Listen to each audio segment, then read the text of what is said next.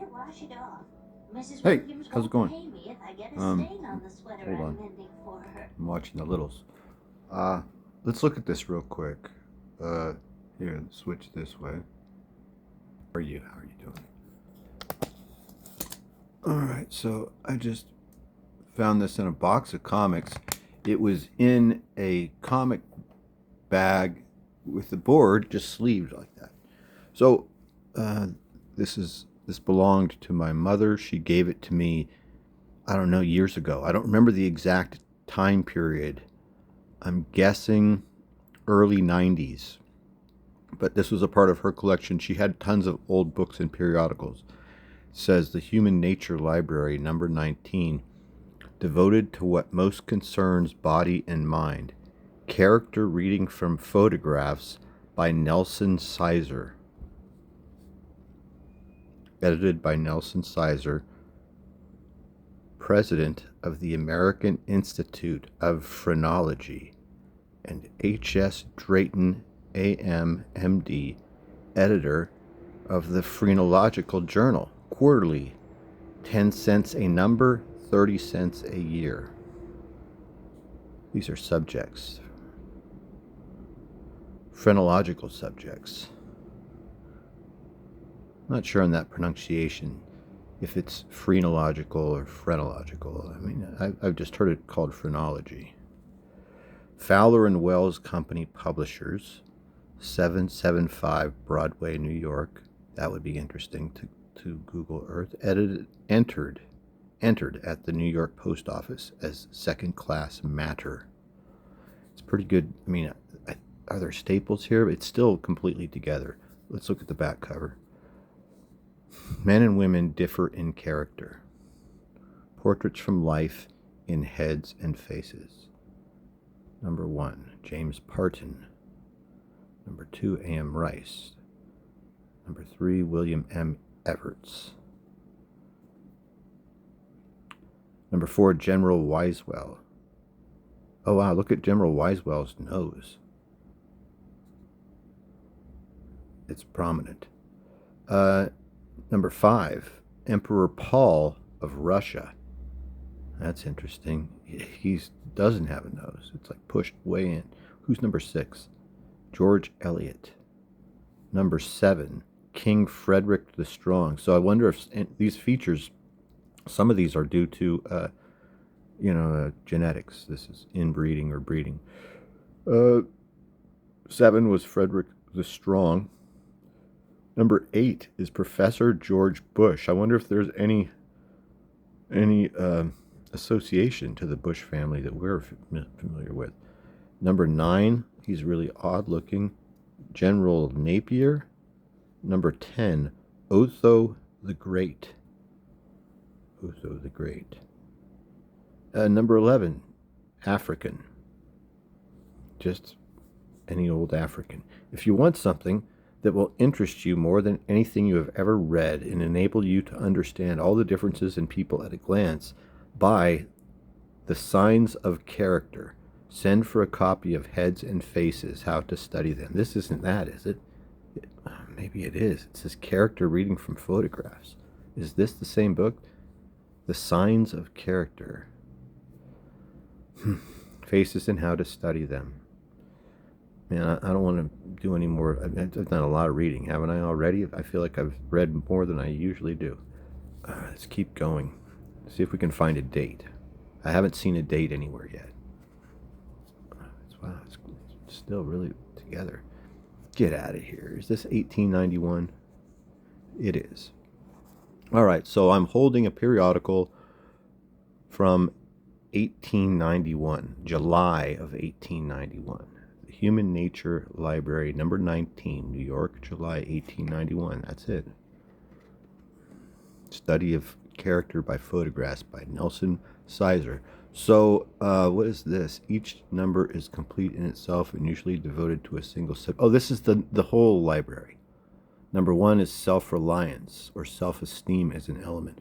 Number 2 is phrenology. So this isn't even the first phrenology book. See, this is character reading, number 19. So they're already hitting phrenology in number 2. Then they jump to physical factors and character. Oh no, that's a 3. The choice of occupations, the servant. What's that? Number 5, the servant question. Hints on the choosing and management of servants. That's interesting. My right place in life. Inventive genius or constructiveness in the basis of civilization and progress. I wonder what this is. Like, what are it says hints on choosing and management of servants. H.S. Drayton. I'd be interested in reading that. Integrity on conscientiousness, its nature and its influence. Who should marry? Right selection in marriage. How and why. What temperaments and mental characteristics should unite in wedlock. Hey, that's illustrated by Nelson Sizer, the same guy that this is. A debate among the mental faculties, the will, ambition. I wonder if you could get all this stuff on eBay. I didn't look this book up. I didn't look this up. It's right there, copyrighted 1891 by Fowler and Wells. So I didn't look this up to see if this is a common thing. I guess I'll have to do that now. After I'm done with this video, I will look it up and see if there's a lot of these and what their worth is or something. So these are photographs, or these are portraits. It says from photographs. Well, these are portraits drawn from photographs, right? So it's talking about everything like ear placement, eye symmetry. I'm just guessing. I'm not going to read all this.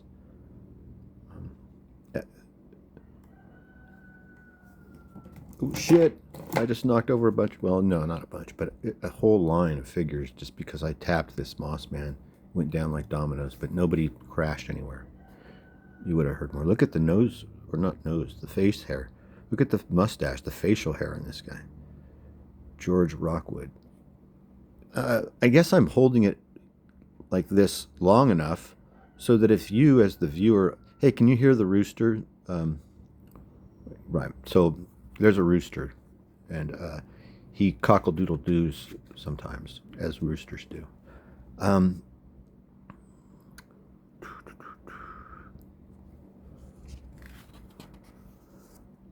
What was I saying? Oh, yeah. We're not going to... There's the rooster again. We're not going to read everything. I mean, I'm not right now. But I'm doing this long enough where if you wanted to, if you had interest in this, you could pause it and read it. What's that? Mazumdar? Mazumdar, figure 7. Let's find him. P.C. Mazumdar. This is an eminent Hindu scholar and teacher.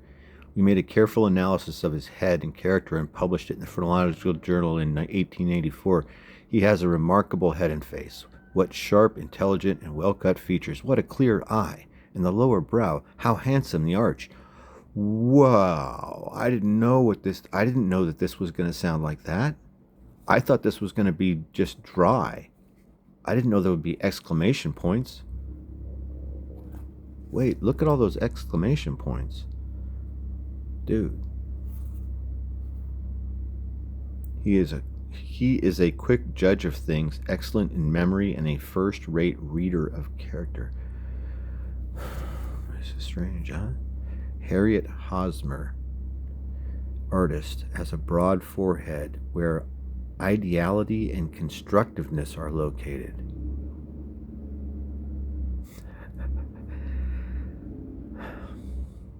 What's the spirituel mental?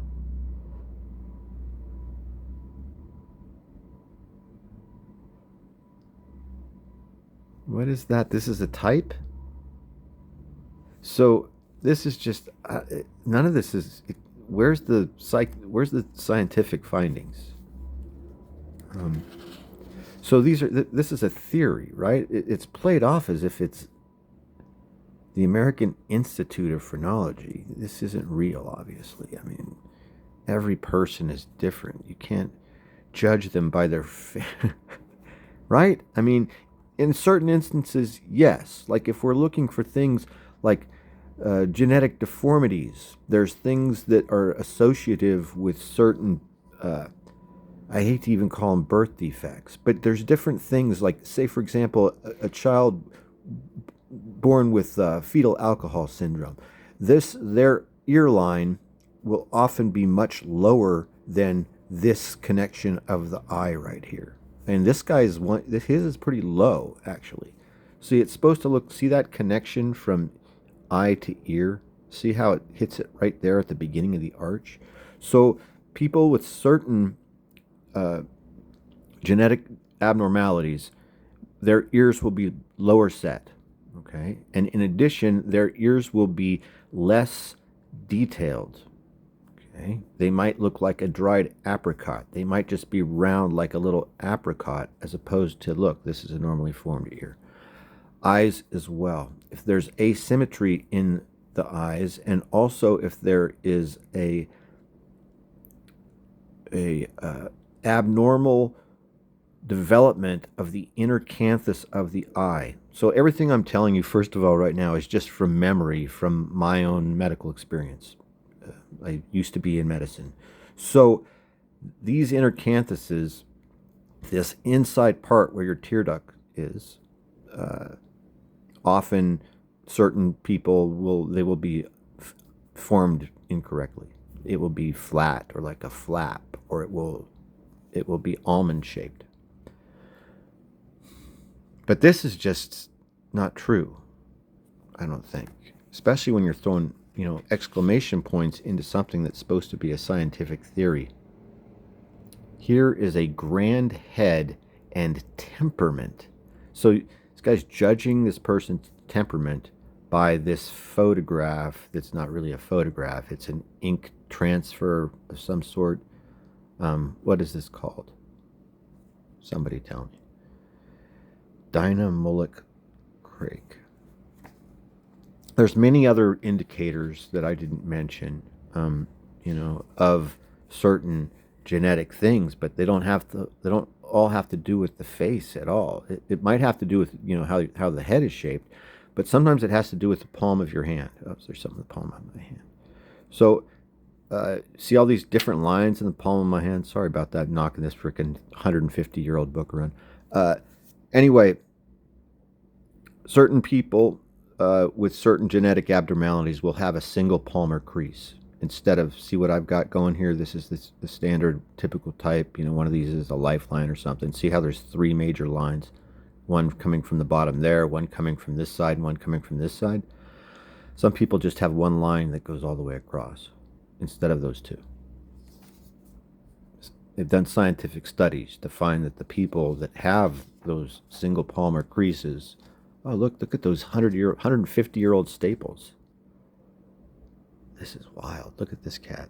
He's got eyeliner on. Boudinot Atterbury. What a name.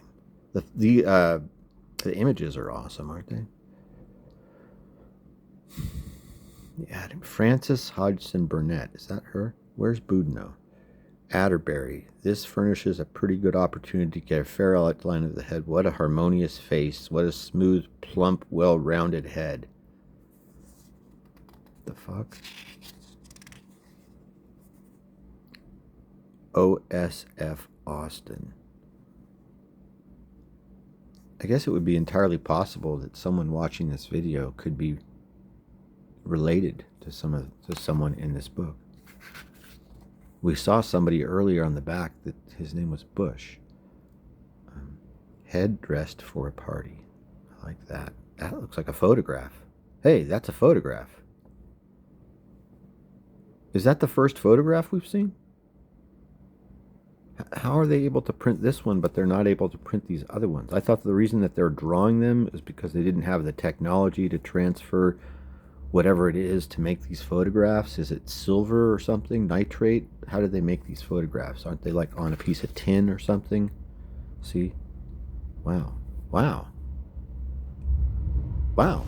So let me tell you, this is from 1891, and I don't know if you can see, but this paper looks fresh and brand new. It's not brittle at all. It's not brittle. That That newspaper from 1974 that we looked at a couple nights ago was in far worse shape than this book, than this pamphlet. Wow. It's solid, you guys. Hmm.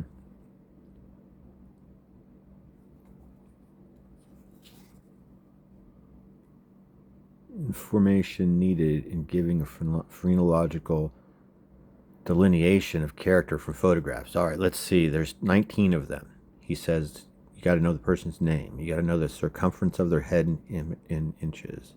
From root of nose over top of head, from opening, so all these different, the height of the person, general weight with ordinary clothing, chest just under the arms, the waist, hair, color, eyes, complexion, health. So what's weird about this is that he's not saying that these people, that these differences, I'm trying to get this straight because I don't know. I'm learning this right now. So he's saying that these facial differences don't have to do with ethnicity or genetics, but instead they help to delineate and define an individual's character. He's completely wrong, right? I mean, like, completely wrong. It is. It's his character reading from photographs. You can't tell someone's character from a picture of them. That's awesome. There's a. That's not the rooster yelling. That's like my neighbor's kid from like down the block. The head and face testimonials. New physiognomy. How to learn phrenology. Hang on, man. I got to close the window. If the rooster starts crowing next, it would be awesome. Hold on. Give me a second.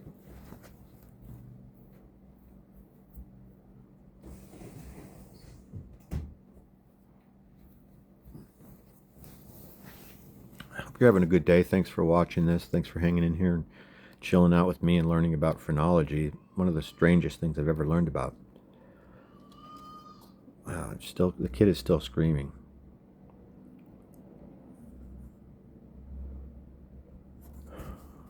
The head and face testimonials. This is from his other book, right? These are testimonials from. Was there another one? Phrenology? Was there a head and face? This isn't called head and face. My dear sir, the phrenological character of myself in pictures came duly to hand. I say that I am highly pleased.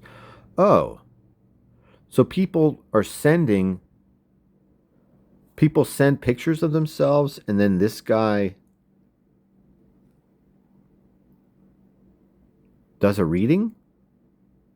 The gentleman who was a stranger to us called at our office with the photographs of a gentleman and a lady which he desired us to examine carefully and to write out the character of each, more particularly that of the gentleman being his daughter. He did not tell his name or residence or what the parties in our statement. We described the young man as selfish, tyrannical, and inclined to be immoral and quite unsuited to the lady. When the gentleman called for a document, he took it sealed and left without reading it. About a month afterward, we received a letter from Father addressed to the examiner, which we copied. Nelson Sizer, dear sir, in the latter of March last, I was in the office of Father Wells and left with the two photographic likenesses. The study and the description I obtained from you, coupled I have habits and ways, lead me to the conclusion that your delineation is in every way true and to the point. Thanking you 1,000 times the favor conferred on me, which I consider more. What the heck is going on here? How to learn phrenology. The student's set. Wow. So this isn't real. This is a scam. Look at the cost. Look how expensive this set is.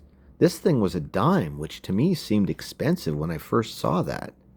I saw this price right here and it said 10 cents, and I didn't even know how old this was. Okay? Like, I didn't think it was 1891. I thought it was like 1920 or something like that. I didn't really know. I don't know. I've looked at this before, but never given it the attention that we have just given it in the past 20 minutes. I saw this 10 cents a number, and I thought, that's really steep. That seems like a lot of money for these pieces of paper stapled together. So this is a scam. This guy Nelson Sizer, he's kind of L. Ron Hubbardy, isn't he? I mean, this is fake. It's all fake. Everything that's here is fake. It's not real. Totally not real. These illustrations, though, I find them to be humorous uh, or something. I don't know what it is. There's something. It's not charming. None of this has been charming. It's not like you can go, oh, nostalgia. It's not at all. This is really dry and creepy. Like there's been no. Have you noticed the pictures are? They're. I mean, I don't know. I mean, nobody smiled in 1891 anyway in these photographs, or in photographs for portraits. It wasn't what you did. Um, Animal types, grades of intelligence, instinct, and reason. Animal heads and anima, types of among men. Works by Nelson Sizer, this guy. How to teach according to temperament and mental development. 40 years in phrenology. Tobacco, its effects. Tea and coffee, their effects. Self-reliance or self-esteem. I bet you this is all ass backwards, too.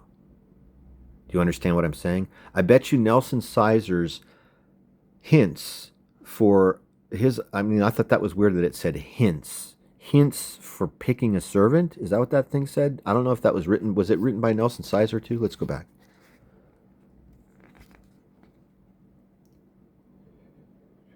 The servant question. No, it's H.S. Drayton. All right, so... Let me get back on track. What was I talking about? Self-reliance or self-esteem. I bet you this is all ass backwards. I bet you the things that he tells you in here to increase self-esteem or to establish self-reliance, I bet you they're wrong. I mean, I'm not going to bet. I'm not a betting man, but by this book, I'm thinking that he's probably off base, not on target. Right selection and wedlock, which, like I said, makes me believe this is a scam. This is look at the prices for this stuff. $1.50? It is a book. It says extra cloth, how to teach according to temperament, 351 pages, but still $1.50 seems like a lot of money for a book, right? Right selection and wedlock, marriage not a failure. Are they mated? Again, the images, this isn't, it's interesting. Isn't it? Like, no one had invented. This is where I'm going with this because I'm always thinking about marketing. No one had invented a more pleasing font up to this point. Okay, you understand what I'm saying? None of this font. I mean, maybe if you were born in like 1850 and this is what you're nostalgic for because it was what was happening when you were 40 years old in 1891. Maybe this is wow, I really miss the old phrenological journals. But these fonts, it's just all really poopy to me. But it sure is odd and strange. And so where would my mother have gotten this? It could have come anywhere from like estate sales. It could have, but 1891, my grandfather wasn't even in the country in 1891. So, yeah. So, my grandfather came to the United States from the Azores in Portugal in 1899 and was in San Francisco during the San Francisco earthquake. Well, not San Francisco, in San Rafael, which is, just on the other side of the bridge north of San Francisco. But that's where he moved to from the Azores. He had a job waiting for him at a ranch in San Rafael, and that's how my family came to America. So this wouldn't have come from her childhood.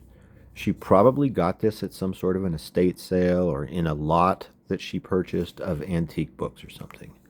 And it is really odd. I'm not sure that she ever read it or even knew what it was either.